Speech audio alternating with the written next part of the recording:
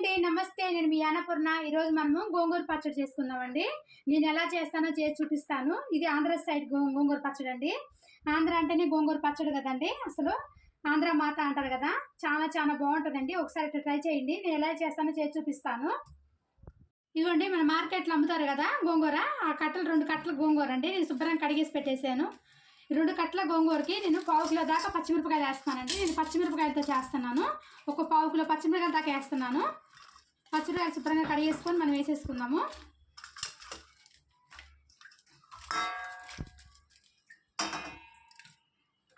ఇదిగోండి, నేను పచ్చిమిరపకాయలు తీసేసుకున్నాను. 1/4 కిలో దాకా 2 కట్టలకి శుభ్రంగా కడిగేసేసుకొని గిన్నెలో వేసుకున్నాము. మనం ఏ గిన్నె అయితే ఉడకబెట్టుకుంటున్నామో ఆ గిన్నెలో వేసేసుకున్నాము. అదేవిధంగా వంకాయలండి.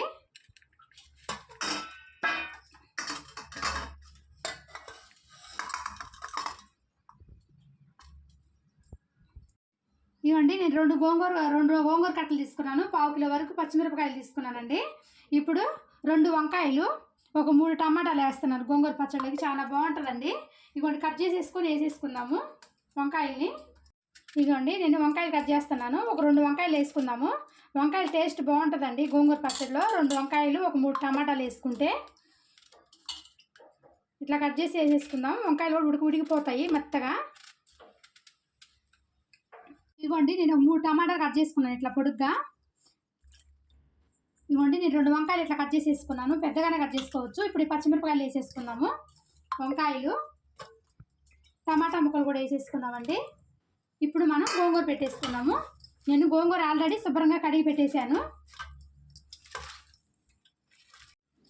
నేను 2 కట్లకి 1/4 కిలో పచ్చిమిరపకాయలు వేసాను కదా. కారం ఎక్కువైతుంది అనుకుంటారేమో, కానీ గోంగూర పుల్లగా ఉంటుంది కాబట్టి దాని కరెక్ట్గా సరిపోతుంది.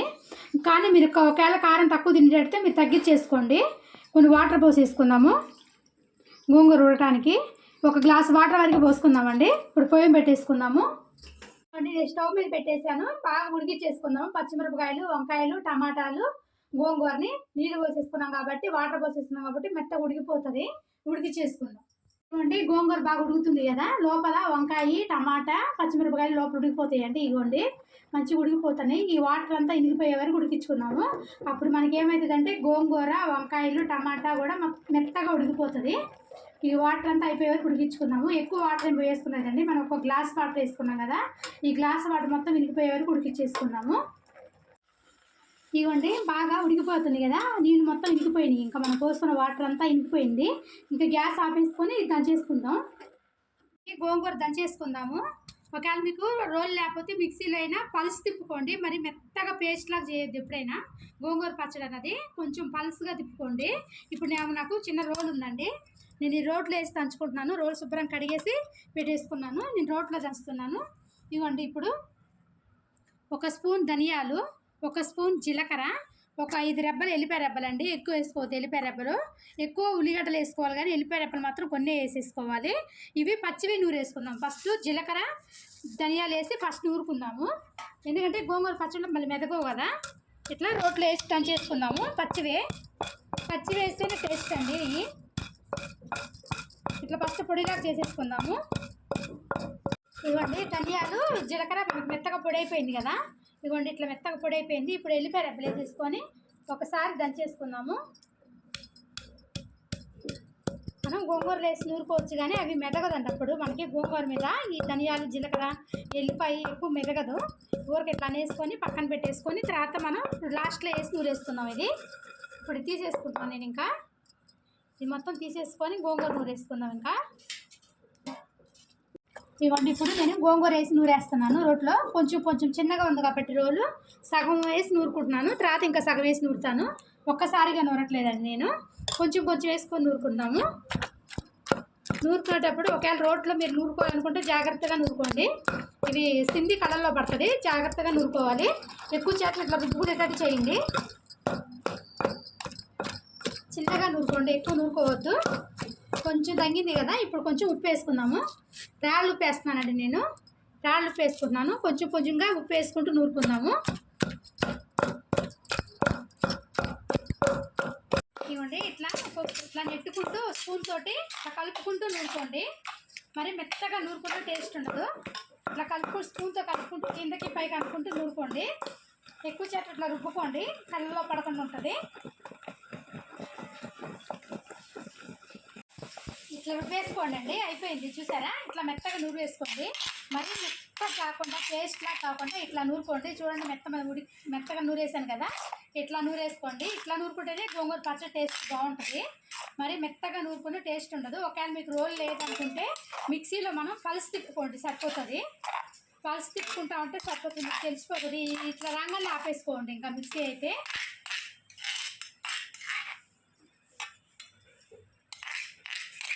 ఇప్పుడు నేను సగం నూరుకున్నాను కదా, ఇంకో సగం ఉంది కదా, అది వేసేసుకుంటున్నాను.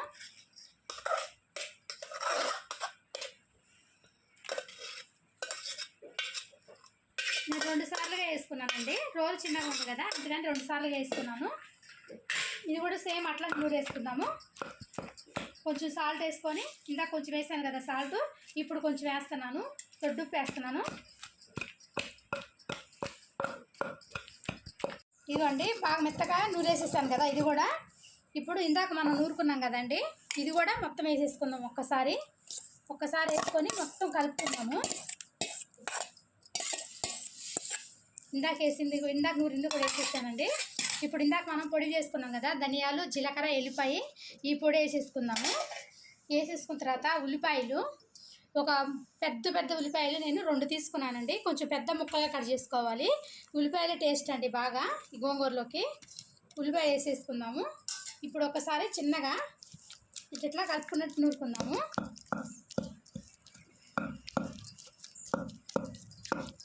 చేయబెట్టి నూరేస్తున్నానండి.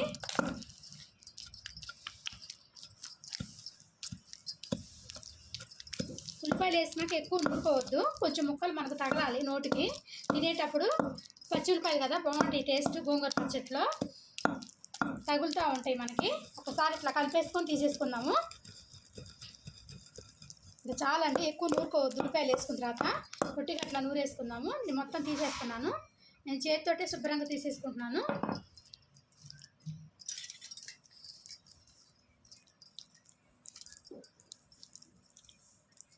మీరు సాల్ట్ కూడా చూసుకోండి నూరేటప్పుడు, మిక్సీ పట్టేటప్పుడే. నాకు సాల్ట్ సరిపోయింది.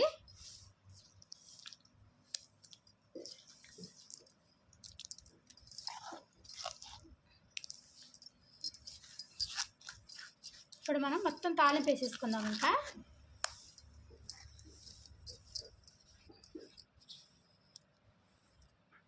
గోంగూర పచ్చడి తాలింపు పెట్టేసుకుందాం. బాండి పెట్టేసుకున్నాను. స్టవ్ ముట్టించేసి నూనె పోసుకుందాము. కొంచెం నూనె ఎక్కువ వేసుకోండి, టేస్ట్ బాగుంటుంది గోంగూర పచ్చడిలో. నూనె ఎక్కువ ఉంటే నేను ఒక 4 స్పూన్ల దాకా నూనె వేస్తున్నాను. నూనె కాగనిద్దాం. ఇదిగోండి, నూనె వేడైపోయింది. ఇప్పుడు మనం ఎండుమిరపకాయలు వేసుకున్నాము. కొన్ని ఎండుమిరకాయలు ఎక్కువ వేసుకున్నాను నేను. మనకి గోంగూర పచ్చడిలోకి ఎండుమిరకాయల టేస్ట్ బాగుంటుంది. ఎండుమిరకాయలు కొన్ని ఎక్కువ వేసుకోండి. తాలింపులో మనం తినేసేయచ్చు ఎండుమిరపకాయలని. తాలింపులో మన గోంగూర పచ్చడిలో రైస్లో పెట్టుకుని తినేయచ్చు. ఇప్పుడు తాలింపు గింజలు వేసుకుందాము. ఆవాలు, జీలకర్ర, మినప్పప్పు, జీలకర్ర అండి, మన పచ్చనిపప్పు. తాలింపు గింజలు వేసేసుకుందాము. ఈ లైట్గా వేగిపోయిన తర్వాత ఒక ఉల్లిపాయ 2 ఉల్లిపాయలు నేను వేసేసుకున్నాను. పచ్చడిలో పెద్ద దోసేసి పచ్చిగా వేసుకున్నాను. 2 ఉల్లిగడ్డలు, ఒక చిన్న ఉల్లిగడ్డ ఒకటి తాలింపులో వేసేసుకున్నాను. ఎండుమిరపకాయలు బాగా నల్లగా వేగితేనే మనకి గోంగూర పచ్చడిలో టేస్ట్ బాగుంటాయి.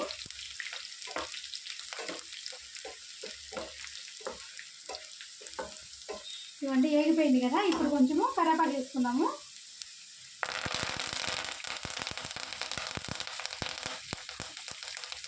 కొంచెం ఇంకా వేసుకుందాము. మంచి వాసన వస్తుందండి తాలింపు. ఇప్పుడు మనం గోంగూర పచ్చడి మొత్తం వేసేసుకున్నాము.